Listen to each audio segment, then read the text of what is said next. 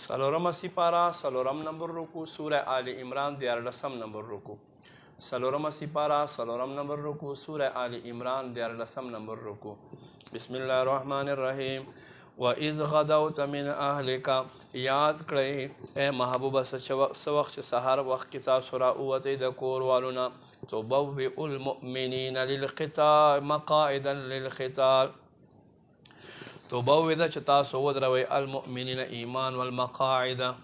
په مورچو د للقتال په زنګ باندې د جنگ په ځای باندې والله سمیع علیم الله اوریدونکی علم والده اذ همت طائفتان منکم ان تفشلا څه وخت چې دوه جماعتونو د ستاسو اخوا دېخوا کېدو اراده وکړه ان تفشلا چې دوی نامردي ښکاره کړي والله ولیهما او الله دواړو سنبالونکی دی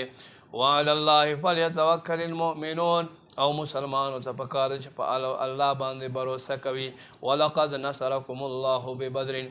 بېشکه ضرور الله تاسو مدد وکړو په بدر کې وانتم اذله او تاسو وی بې سر و سامان فاتقوا الله الله نه ویریږئ لعلکم تشکرون لپاره دی چې تاسو شکر گزار شئ استقول للمؤمنین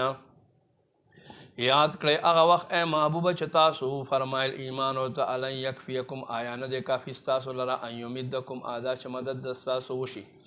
ربکم د ستاسو رب له جانبه بثلاثة آلاف من الملائکه په 3000 فرشتو سره منزلین چې دوی به راښکته کېږي بلا ها ان تصبرو که تاسو صبر وکئ وتتقو پرهیزګاري اختیا کوئ ویاتوکم من فورهم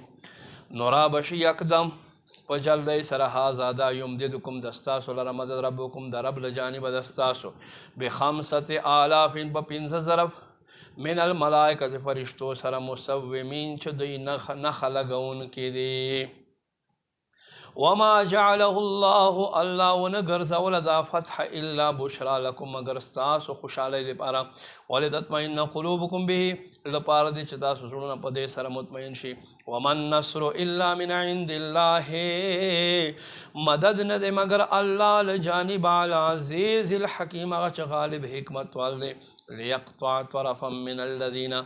دا فتح الله تاسو دې دپاره درکړه چې کټ وګرځوي یو طرف ته من الذین هغو خلکو کفرو چې کافران دي او یکبتهم یا دوی ذلیل کی